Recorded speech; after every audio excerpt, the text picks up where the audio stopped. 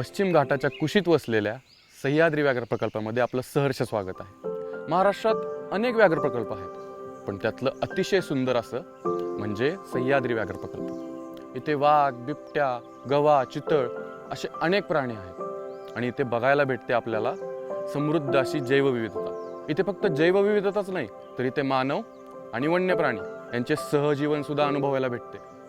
चला तर मग अनुभवूया.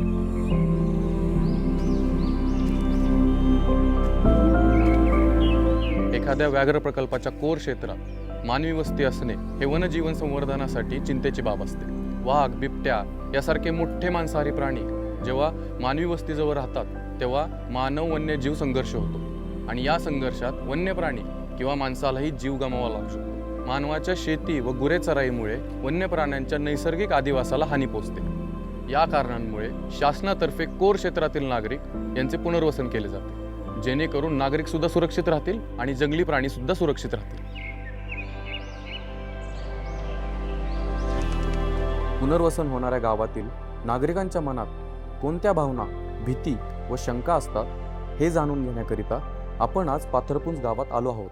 पाथरपुंज गावचं पुनर्वसन होताना आम्हाला असं वाटत होतं की आम्ही तिथं गेल्यानंतर आमचं कसं मुलांची शाळेची सोय होईल का, आमच्या दळणवळणाची सोय होईल का, आम्हाला पाण्याची तिथं सोय होईल का, रोजगार कसा करणार आणि तिथं त्यांच्या मागणं आम्हाला कशी जाणार, आम्हाला गाठ पडून घेतील का हे लोक, अशी पण भीती वाटत होती.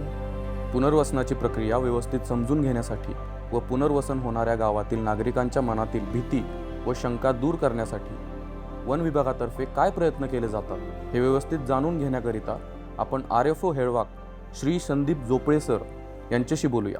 तर पुनर्वसन करताना आपल्या ज्या गावाचं आपल्याला पुनर्वसन करायचं आहे, तर समज त्या गावात जे ग्रामपंचायतच्या अखत्यारीत येतं तर त्या ग्रामसभेची मंजुरी घेऊन आपण पुनर्वसनची प्रक्रिया आपण स्टार्ट करतो.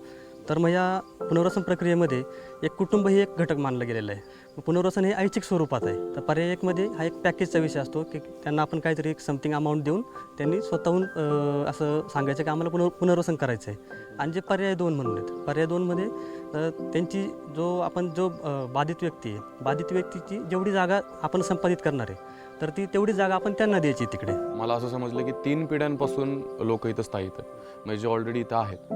तर ते 3 पिढ्यांपासून जे आहेत त्यांना आपण इथून स्थलांतर करणं किंवा पुनर्वसन करणं हे इमोशनली खूप डिफिकल्ट आहे, कारण की त्यांना इमोशनली समजून घेणं पण तितकंच महत्त्वाचं आहे. शासनाला पण आपल्याला पण त्यांना कसं समजवलं जातं आहे नक्की, जेणेकरून मानव पण व्यवस्थित राहतील आणि जंगल पण व्यवस्थित राहील, हे तुम्ही कसं एक्सप्लेन करताय त्यांना नक्की?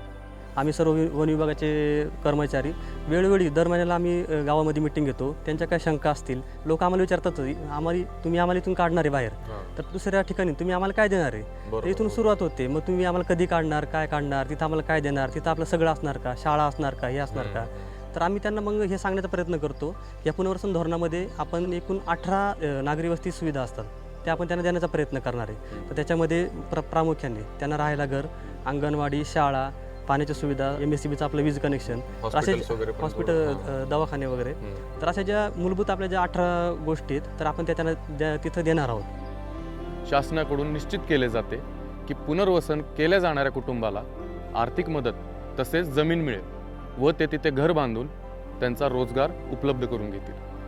पुनर्वसन हे जंगलात राहणाऱ्या कुटुंबांना चांगल्या नागरी सुविधा मिळवण्याची सुवर्ण संधी असते. आणि हे गाव 2014मध्ये ह्या ठिकाणी पुनर्वसित झालेलं आहे. आणि आपण पहिल्यांदा 1-2-3 वर्ष खूप अडचण वाटत होती की आपल्याला हे परत जायला लागते का काय, पण थोडंसं आपण त्या वातावरणाची इथं सोय झाल्यामुळं बऱ्यापैकी लोकांचं इथं जीवन सुसज्ज झालेलं आहे. पहिल्यांदा गावात पोचण्यासाठी रोड वगैरे बोटीचा वापर करायला लागत होता. इथं आल्यानंतर गावापर्यंत, घरापर्यंत वाहन येतं आहे. विशेष आरोग्याच्या सुविधा चांगल्या आहेत, शिक्षणाच्या सुविधा चांगल्या आहेत. वॉटर ATM सारख्या किंवा ग्रामपंचायत कार्यालय किंवा बाकीच्या ज्या नागरिक माणसाला जगण्यासाठी ज्या अत्यावश्यक ज्या सर्व गोष्टी आहेत उपलब्ध झालेल्या आहेत. गावाची सार्वजनिक जागातली 1-1 गुंठा जागा देऊन पहिल्यांदा सर्व जनावरं त्या ठिकाणी शिफ्ट केलेले आहेत. तो जनावरं तिकडे गेल्यामुळं आरोग्याचा प्रश्न खूप चांगल्या पद्धतीनं दिसतोय.